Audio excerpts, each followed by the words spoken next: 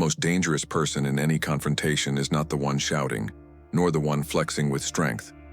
It is the one who stays completely silent, the one who looks into chaos and remains still.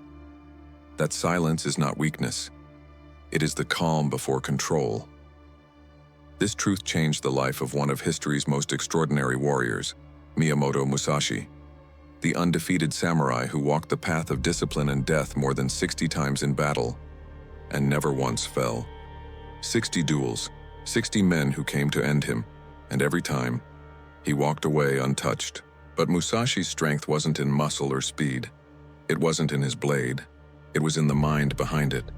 His calm was his weapon, his presence, his armor. Long before his opponents even raised their swords, many were already defeated, not by steel, but by fear. While they drowned in emotion, Musashi stood in stillness. What he discovered centuries ago remains one of the greatest truths of mastery. Whoever controls the mind, controls the outcome. The world may change, but that law never breaks. Whether you face a rival, a boss, a loved one, or your own reflection, the real fight is always inside. Musashi left us 4 silent principles, 4 disciplines of the mind, that allowed him to remain calm while others crumbled. And when you learn to live by them, conflict transforms into clarity. Think about what happens when someone challenges you, when their words cut deep or when anger surges in your chest. Your breath shortens, your muscles tighten, your heart begins to race. You can feel the storm rising inside you. Before you even think, your emotions have already taken command. This is the first trap, the battlefield within. Musashi saw that once emotion seizes the mind, all technique, all logic, all mastery vanish. You may still be standing, but you are already lost. His first principle was something few ever master: emotional distance. To be emotionally distant does not mean coldness or suppression. It means awareness. It means stepping back inside your own mind to observe your feelings rather than becoming them. Musashi described it as looking down upon a fight from the clouds, watching the movement of emotion without being swept away. When most people are provoked, they say, "I am angry." But Musashi would say, "I feel anger rising." That small shift creates a vast space between you and the emotion. And inside that space lives your freedom, the power to choose your response instead of being ruled by reaction. Try this the next time anger or fear surfaces. Pause, breathe, and simply say in your mind, "I notice I am feeling tense. I notice frustration is arising." The moment you name what you feel, you separate from it. The storm passes through you instead of consuming you. The mind becomes the sky, and the emotion just a passing cloud. That is the first mastery. Not to deny emotion, but to move beyond identification with it. Musashi's calm was not detachment, it was command. The second principle of Musashi's way was anticipatory awareness, what he called foreknowledge. It is the ability to perceive what will happen before it unfolds. Not magic, not guessing, just deep observation. Before each duel, Musashi studied his opponents in silence. He watched their habits, their movements, their tempers. He learned their rhythm, and once he understood that rhythm, he could break it. Because in truth, people are predictable under pressure. Anger follows familiar roads. Fear limits choices. Impatience exposes weakness. In his most famous duel with Sasaki Kojiro, Musashi knew Kojiro's greatest flaw was vanity. Kojiro prided himself on his elegance, his long sword, his reputation. So Musashi arrived deliberately late. He carved his own wooden sword on the way, slightly longer than Kojiro's. By the time he arrived, Kojiro was already burning with anger. The fight ended in one strike. Musashi had won before it began. That is anticipatory awareness. Preparation so deep that surprise loses its power. In your own life, this means taking a breath before entering conflict. Whether it's a hard meeting or a personal argument, stop for 30 seconds and ask, what is this person feeling? What are they truly trying to achieve? What might they say or do next? When you anticipate, you move from reaction to readiness.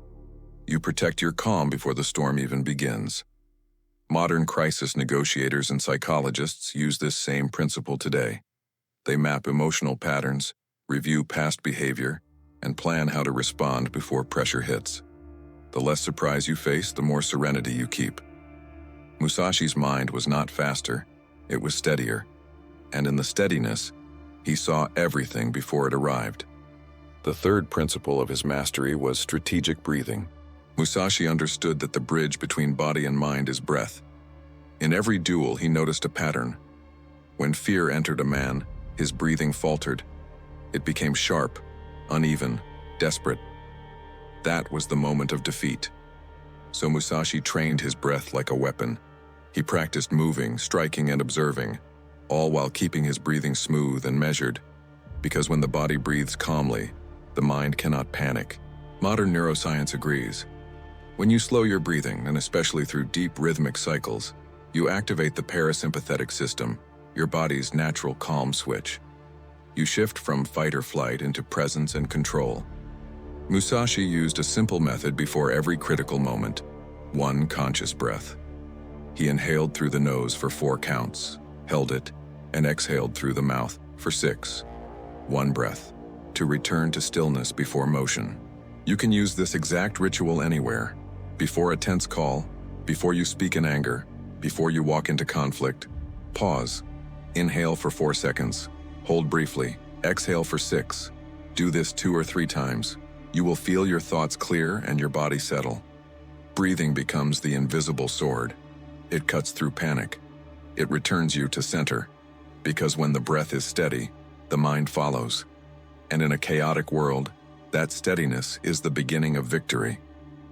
Then comes the fourth and final principle: purposeful action. Musashi never fought to prove he was strong. He fought to fulfill a purpose. His duels were never about pride. They were about alignment. He wrote, "The warrior must not intend to attack first, but must remain focused on his higher objective." When a warrior forgets his purpose, he becomes a slave to emotion. The same is true in life. Most arguments begin with reason and end in chaos because no one remembers the true purpose of the conversation. Ego takes the lead. Before entering any confrontation, verbal or physical, Musashi asked himself, "What is my true aim here?" That question anchored him. And you can do the same. Before you speak, ask, "What outcome do I truly seek?" Maybe it's peace, maybe it's understanding, maybe it's protection of your calm. Hold that purpose in your mind as the conversation unfolds. When anger rises, return to it. Let your words and actions serve that purpose, not your ego.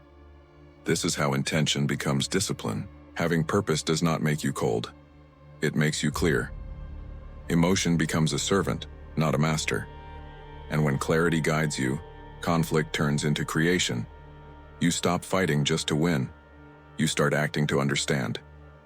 Musashi's calm was not born from indifference, it was born from clarity. He knew why he was fighting, and therefore he knew when not to. True strength is not conquering others. It is mastering the self that seeks to. These 4 principles, emotional distance, anticipatory awareness, strategic breathing, and purposeful action, are not just lessons in combat. They are lessons in life.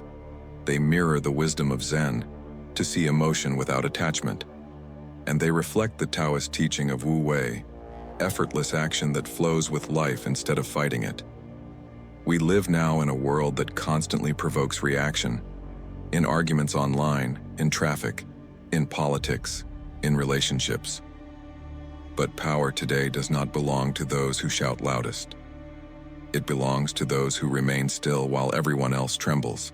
The true warrior is the one who chooses his battles with precision, who knows when to speak and when to remain silent.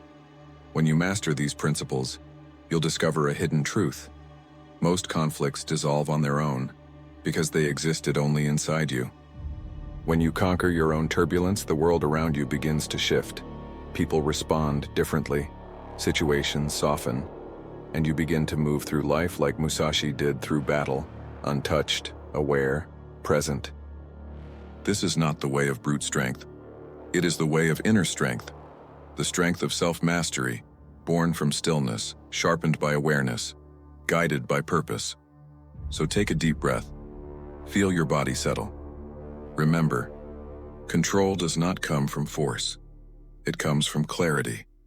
Train your mind. Master yourself. Walk the dojo path.